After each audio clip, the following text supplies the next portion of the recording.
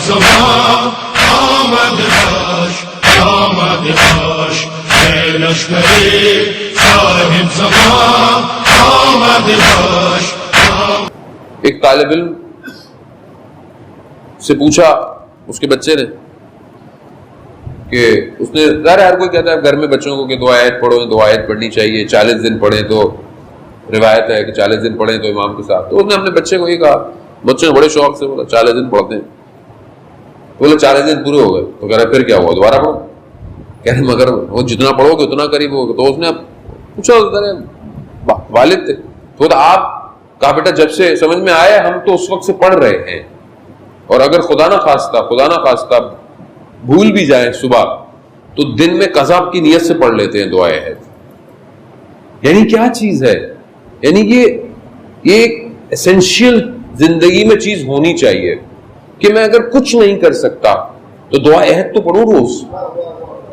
یعنی امام کا ساتھ کیسے دیں گے آپ؟ جیسے بہت سارے لوگ کہتے ہیں کہ کوئی بڑا کام مل جائے، کچھ یہ ہو جائے، کچھ وہ ہو جائے. ہوتا ہے. نجف میں آیت اللہ عراقی بیان کرتے ہیں کہ نجف میں شیخ محمد تھا، مریض تھا، سینے میں اس کے کوئی مشکل تھی، فقیر بھی تھا، غریب بھی تھا، اور اس پر یہ کہ کسی سے رشتہ بھی کرنا چاہتا تھا. رشتہ بھیجا، ان کا بھائی تم فقیر ہو، آپ ویسے نہیں ہے، تمہیں کہاں سے بیٹی دے. بڑا دل ٹوٹا. تو اس نے علماء سے سنا ہوا تھا کہ 40 دن مسجد سہلا میں جائیں چلا کاٹیں. جیسے ہمارے بھی لوگ کہتے ہیں مولانا صاحب کچھ تسبیح دے دیں، کچھ دعائیں دے دیں.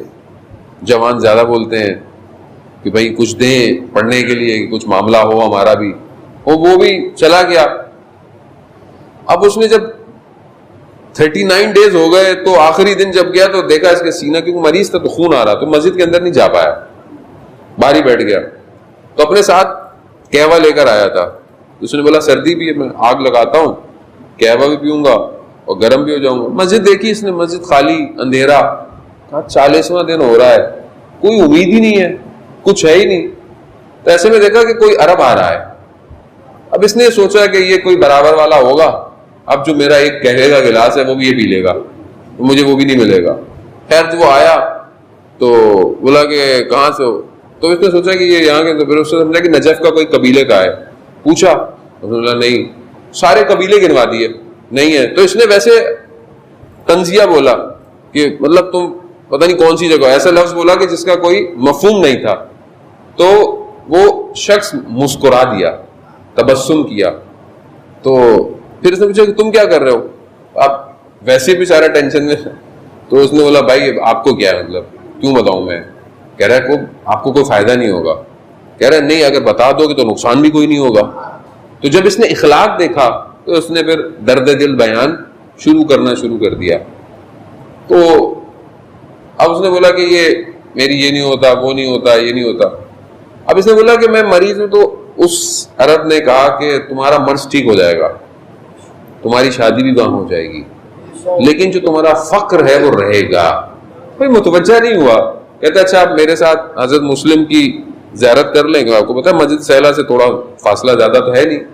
جاتے رہے. مسجد کوفہ میں پہنچے تو کہا کہ مسجد میں 2 رکعت نماز تحیت کی پڑھیں. جب نماز پڑھی تو اسے نماز میں تلاوت میں احساس ہوا کہ یہ تو تلاوت بہت مختلف ہے. تو اس کے ذہن میں آیا کہ یہی تو امام نہیں ہے. جیسے اس کے خیال میں آیا تو نور نے امام کو گھیر لیا. یہ چہرہ نہیں دیکھ پایا. جب تک نماز ختم ہوئی تو وہ نور جا چکا تھا.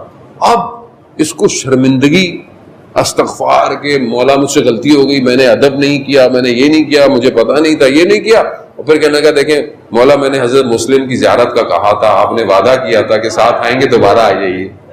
تو ایسے میں دیکھا کہ نور دوبارہ آیا اور حضرت مسلم کی قبر تک گیا. یہ وہاں گیا، پھر اس کے بعد وہ نور چلا گیا. اس نے بڑا گریہ کیا. پھر بہرحال اس کا مرض ٹھیک ہو گیا، اس کی شادی بھی ہو گئی، لیکن فقر رہا. عزیزان محترم، ایسا نہیں ہے کہ ہم کہتے ہوں اور امام تک بات پہنچتی نہ ہو. ایسا نہیں ہے. امام نہیں ہے وہ، یعنی سمجھیں امام کو. امام نہیں. ایسا ہو سکتا ہے امام جو ہر عالم میں ہے، اور ہر عالم میں فیض دے رہا ہے، عطا ہو رہا ہے فیض. کیوں؟ کیونکہ واسطہ فیض الہی ہے. ہم زیارت جامع کبیرہ پڑھیں تو ہمیں پتہ چلے کہ امام کہتے کس کو ہیں. یعنی ہر عالم میں، یعنی ملائکہ بھی امام سے فیض لے رہے ہیں، حاصل کر رہے ہیں، فیض لے رہے ہیں. ہمارے ذہنوں میں، ہماری گفتگوؤں نے، ہمارے لیونگ سٹائل نے، ہمارے مسائل نے ہمیں ایسا کر دیا ہے کہ شاید امام ہمارے فرقے کا ہے. خالی امام مطلب ایسا ہے، کیونکہ ظاہر ہے حالات آہستہ آہستہ ایسے، پھر ہماری گفتگویں بھی ایسی ہیں. کیونکہ ظاہر میں تو ایک چھوٹا طالب علم ہوں، یہ تو میں آپ کو جو پڑھ رہا ہوں یہ واللہ میرا نہیں ہے، واللہ میرا کچھ نہیں ہے، میں سب اساتید کا پڑھ رہا ہوں، ورنہ میں بھی وہی ہوں. مجھے کیا پتہ چلے گا امام کیا ہے؟ یہ تو میں نے ان سے سنا، اور خود ائمہ نے کرم کیا کہ تھوڑا محسوس کروایا کہ کچھ سمجھنے کی کوشش تو کرو. ایسے تھوڑی کربلا پہنچو گے زندگی میں، مطلب صرف کیا در و دیوار کو چون کے واپس آ جاؤ گے کیا؟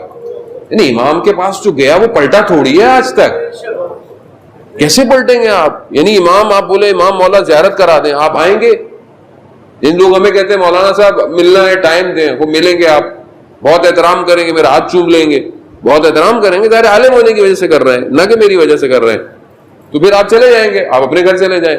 لیکن کیا آپ امام کو بولے مولا ہمیں زیارت کروا دیں، تو آپ کیا کریں گے؟ مولا میرے لیے دعا کیجیے گا، میری جاب کی دعا کیجیے گا، میرے تو ان کے گھر چلے جائیں گے. کربلا یہ سکھاتی ہے. ہاں، دعا مطلوبہ کے جملے ہیں کہ میں امام کے گرد گھوموں گا جب تک کامیابی نہیں ہو جاتی. امام، کیونکہ ہم اس بیداری کو محسوس نہیں کر پا رہے جو وجود میں ہونی چاہیے. لشکر سرے صحرا نہ رہ جائے کہیں.